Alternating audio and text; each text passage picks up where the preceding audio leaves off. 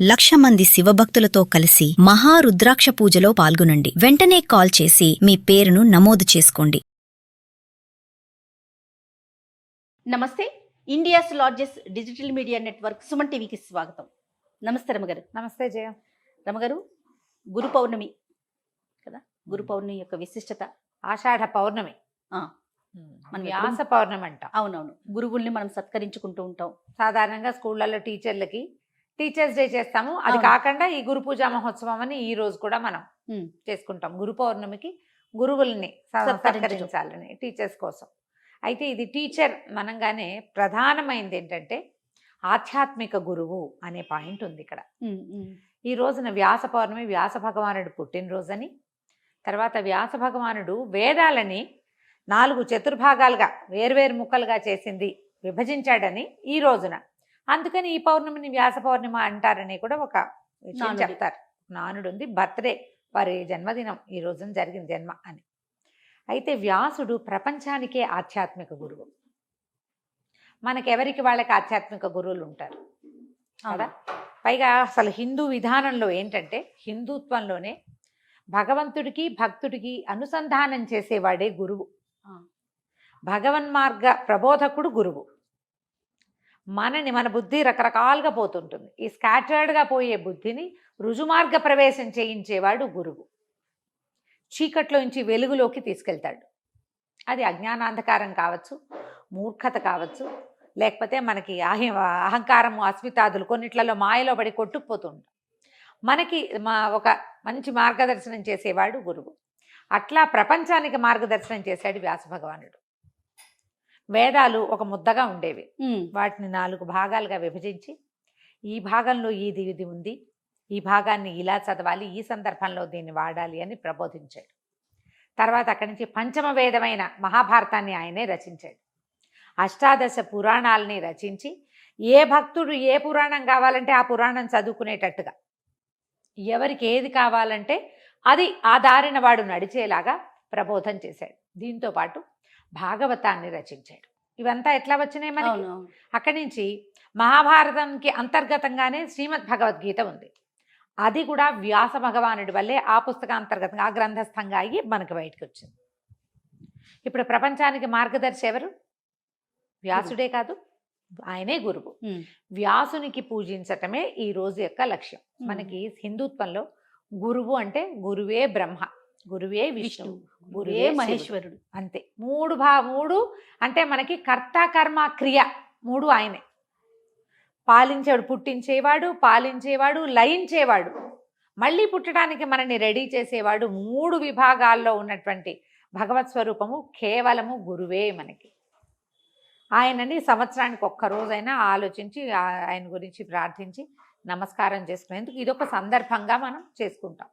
అయితే దీన్ని ప్రత్యేకంగా ఏదో పూజా విధానం చేయాలి అట్లా ఏం పెట్టుకోకర్లా. గురు ప్రార్థన చేసుకుని నమస్కారం చేసుకోవచ్చు. మనకు ఒకవేళ ఆధ్యాత్మిక గురువు ఉంటే వారిని దర్శించడము, వారి బోధ ఏదైనా వినడము, ఏదైనా కుదిరితే ఏ పాద పూజో లేకపోతే నమస్కారం చేసుకోవటం, పాద నమస్కారం చేసుకోవటం, విందు వినోదాల్లో గురువు గారిని సంతోషపెట్టడం, వారికి ఏదైనా బహుమతి ఇవ్వటం. గురువుకి, అందరి గురువులకి బహుమతులు అక్కర్లా. ఆధ్యాత్మిక గురువులకి వారు ఏమనుకుంటారంటే, ఈ శిష్యుడికి ఆయనకి అనుసంధానం ఉంటే చాలు, కలిసి ఉండాలి వాళ్ళు, అది చేస్తే సరిపోతుంది. మీరు అలా కాదు, టీచర్లను గౌరవిస్తా ఉంటే, మీకు చిన్నప్పుడు ఎవరో ఒకళ్ళు మనకి మార్గదర్శకులు ఉంటారు. మన స్కూల్లో 5-6 సబ్జెక్టులు ఉండేవి. 5-6 సబ్జెక్టులు, 5-6 టీచర్లు. కానీ ఒక టీచర్ వల్ల మన లైఫ్లో ఏదో ఒక చేంజ్, టర్నింగ్ పాయింట్ ఉంటుంది. వాళ్ళని మనం గురువుగా భావిస్తాం. వారిని పూజించవచ్చు, నమస్కారం చేసుకోవచ్చు, వెళ్ళి వాళ్ళని ఒకసారి పలకరించి రావచ్చు. పూర్వంలో గురువులు ఎలా ఉండేవాళ్ళు? ఈ మన గురుకులాలకి పంపించేవాళ్ళు.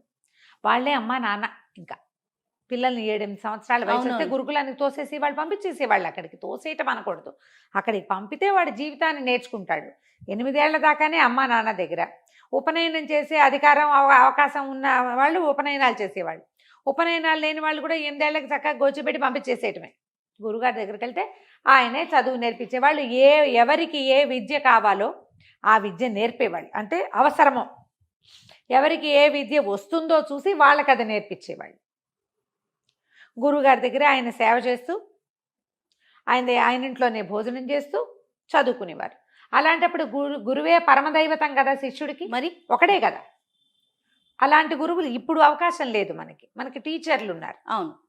టీచర్ ఈజ్ డిఫరెంట్ ఫ్రమ్ గురువు కదా. అవునండి. ఒక్కొక్కసారి కొంతమంది బోధలు వింటాం మనం, ఉమ్, ఆధ్యాత్మిక ప్రబోధాలు ఇప్పుడు వింటున్నాం, ప్రవచనాలు వింటాం, నన్ను కూడా వింటారు. ఉమ్, కథ కమామీషో కబురు ఏదో మంచి సంగతి జీవితానికి ఉపయోగపడేదో, పురాణ శ్రవణమో, పురాణాలు జీవితానికి ఉపయోగపడే ధర్మ మార్గం ప్రదర్శనం ప్రతి వాళ్ళు చేస్తున్నారు, చాలా మంది అవును, ఉన్నారు. అవును. ఈ గురువుల్లో ఎవరో ఒకళ్ళ మాట మనకి ఆకర్షిస్తుంది, మనం వారికి లోబడతాం, 100%. వాళ్ళు చెప్పినటువంటి మార్గాన్ని అనుసరించిపోతాం. వారిని కూడా గౌరవించవచ్చు. ఈ రోజున ప్రవచనకర్తని మనమేం వెనక్కి తీయక్కర్ల. అక్కడి నుంచి ఇదివరకు కుల గురువులు ఎలా ఉండేవాళ్ళు, వంశానికి ఒకడే గురువు, ఆనువంశిక గురుత్వం. వశిష్ఠుడు రఘుకులానికి గురువు. ఆ రఘుకుల గురువు ఎట్లా, ఈ రఘుమహారాజు తండ్రి అయినటువంటి ముందు తరాల్లో ఉన్నటువంటి దిలీప మహారాజు నాకు సంతానం కలగలేదు గురువా, నాకు ఏదైనా మార్గ ప్రబోధం చేయమని వశిష్ఠ మహర్షిని అడిగాడు. ఆయన గోసేవ చేయి నీకు సంతానం కలుగుతుందని చెప్పారు. ఆ తర్వాత వాళ్ళ వంశం పెరిగింది.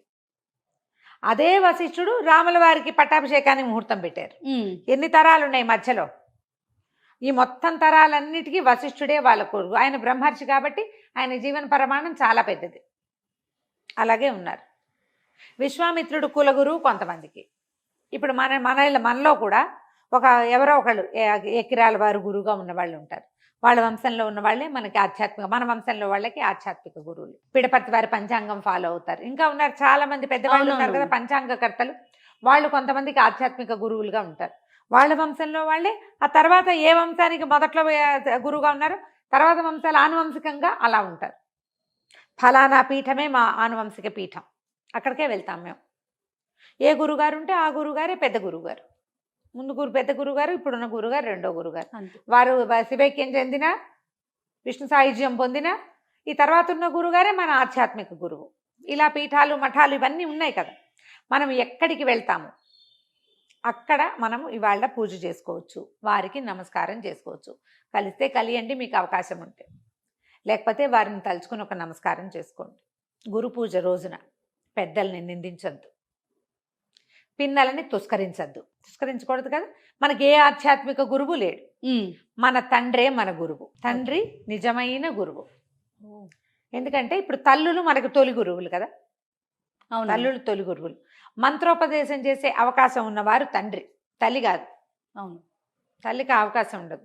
ఆ తండ్రికి నమస్కారం చేసుకోండి. అమ్మా నాన్న ఉంటే ఇద్దరు అమ్మా నాన్న ఇద్దరు ఉన్న వాళ్ళు అదృష్టవంతులమ్మా. చక్కగా ఇద్దరికి ఓసారి నిలబెట్టి ఆ రోజున వాళ్ళని తుస్కరించకుండా, కసిరేయకుండా, ఏదో ఒకటి మాట్లాడనేయకుండా, మీరు అజ్జేయలేదు ఇచ్చేయలేదు నేను దూషించకుండా ఉంటే వాస భగవానుడి అనుగ్రహం మనకి కొంత కలుగుతుంది. కొంతమంది ఆధ్యాత్మిక గురువుని వెతుక్కునే వాళ్ళు ఉంటారు, చర్చిలో ఉంటారు. నేను కూడా చర్చిలోనే ఉన్నానని చెప్పే కదా. అవునండి. నాకు ఇంకా దొరకలేదు. నేనేం చేయాలి? వ్యాస భగవానుడినే ప్రార్థించాలి. గురువులు ఆయనే జగద్గురు, ఆయనకోసారి నమస్కారం చేసుకుని అంతే. ఇలా మనం పూజ చేసుకోవచ్చు. వ్యక్తినే పూజించాలన్న భావన పడబోకండి. కుదిరితే చేయొచ్చు, లేకపోయినా ఈ ఒక్క రోజున అబద్ధాలు ఆడకుండా, పోట్లాటలకి దిక్కండా, గొడవలకి వెళ్ళకుండా, నిషిద్ధ ఆహార విహారాదులు చేయకుండా, పౌర్ణమి రోజు కాబట్టి ఈ రోజున మనం ఇలా గురు పూజా మహోత్సవాన్ని జరుపుకోవచ్చు, గురు పౌర్ణమి పర్వదినాన్ని. దీంతో పాటుగా పౌర్ణమి ఎప్పుడు కూడా అమ్మవారి పూజా విధానానికి అర్హమైన రోజు. ఇది అద్భుతమైన రోజు కాబట్టి ఈ రోజున సాయంకాలం వేళ మనం అమ్మవారిని పూజించుకోవచ్చు. ఉదయం అంతా ఉపవాసం ఉండి, గురు పౌర్ణమి మామూలుగా పౌర్ణమి అంటే పగలు ఉపవాసం, చుక్కలు చూశాక భోజనం చేస్తాం. అవునవును. ఈ గురు పౌర్ణమిని ఏదైనా గురువుకి చేసుకోదలుచుకున్న వాళ్ళు కూడా అలా చేయొచ్చు. పగలు ఆహారం తీసుకోకుండా అంటే ఏదో ఫలహారం చేసుకోవచ్చు, రాత్రికి భోజనం చేయొచ్చు. అమ్మవారి పూజా విధానం చేయదలుచుకున్న వాళ్ళు కూడా పొద్దున్నుంచి ఆహారం తీసుకోకుండా, అన్నం తినకుండా ఉండి సాయంకాలం చీకటి పడ్డాక చంద్రబింబాన్ని చూస్తూ ఏ లలితా సహస్రనామమో, దేవి ఖడ్గమాలో, దేవి త్రిషతో, మీకు చాతొస్తే సౌందర్య లహరో చదువుకోవాలి. ఏదో ఒకటి చదువుకుని అమ్మవారికి పాయసం నివేదన చేసుకుని నమస్కారం చేసుకుని భోజనం చేయొచ్చు. ఇది మహాపర్వదినం, అద్భుతమైన రోజు. ఈ రోజున ఏది అవకాశం ఉంటే అది చేయండి. ఏది అవకాశం లేదు దండం పెట్టండి, అబద్ధాలు ఆడకుండా ఉండండి, చాలు. సంతోషం కదా. మనకి ఇంకా గురు పౌర్ణమికి ఏదో విశేషంగా చేయాలని గురువుని తలుచుకొని ఆయన గౌరవించటం అంతే. నమస్తే గారు. నమస్తే జయ.